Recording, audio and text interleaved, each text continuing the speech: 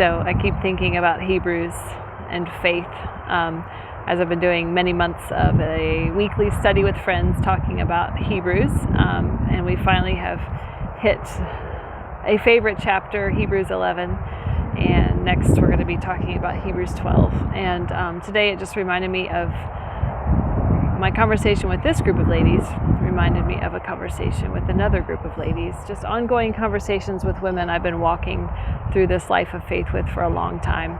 And after many years of walking with God, some of us have said, wow, it's not always fun, it's not always easy, it's not always happy. There is fun, there is easy, there is happy, there are blessings, but walking with God is the real deal, guys. It's the real deal. Months ago when I met up with some friends, we summarized some key elements of our conversation as our lives of faith, especially for us in the context of wives and mothers. Lives of faith involves running a marathon. It is long and hard, and you have to persevere. And as you're running this marathon, perseverance is a key element. And there will be suffering. It's going to be hard. There's just going to be straight up suffering at times. And talking with this other group of ladies today about Hebrews 11 and coming up on Hebrews 12. I'm going to say it backwards. Hebrews 12 kicks off with, let us run with patience and perseverance the race set before us. That is the Christian faith, is running with perseverance the race set before us. And we read those words at the beginning of Hebrews 12, just after reading Hebrews 11, where people lived by faith in amazing ways. People also lived by faith and never got what they were hoping and believing God for. And it also talks about, at the end of Hebrews 11, people who were persecuted and tortured and killed and dying for their faith in Jesus. And they found it to be worthwhile because he was their ultimate prize. He was the ultimate thing that's worth everything. He's worth our all. He's worth our suffering. And I come back often to a book I've read called Suffering is, actually I haven't read it. I have listened to the audiobook twice and read it in part. Suffering is Never for Nothing by Elisabeth Elliot, and she defines suffering as wanting something we don't have or having something we don't want. And that is just such a wide definition of suffering, but suffering is a huge part of our Christian life, and suffering is never for nothing.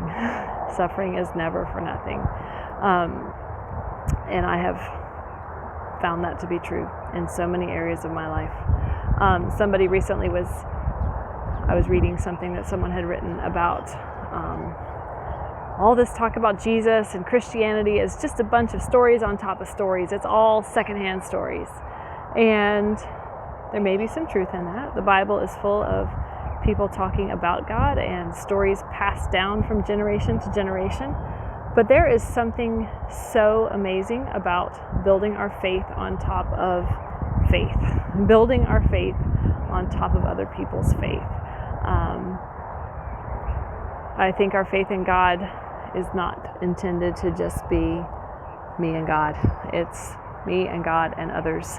And what does that look like for community? And what does it look like for me to build my faith in God on top of the people who've gone before me, people in the Bible, people in my family, others that have gone before me? It is something I've been thinking about. So I would love to know if you have been thinking about any of these things, or if this makes any sense to you.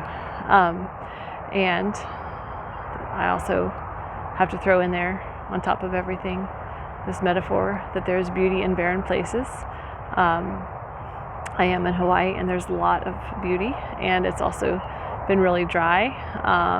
When the rains come this winter, everything's going to be really green again. But I was noticing as I found a little place to share my thoughts that this flower bush behind me is so pretty with all these little blue buds.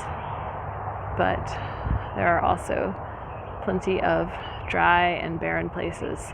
And sometimes we just have to push through those dry and barren places. because a lot of life looks like that. It's suffering, it's hard, it's endurance, it's running this long, hard race that's set before us with our eyes fixed on Jesus.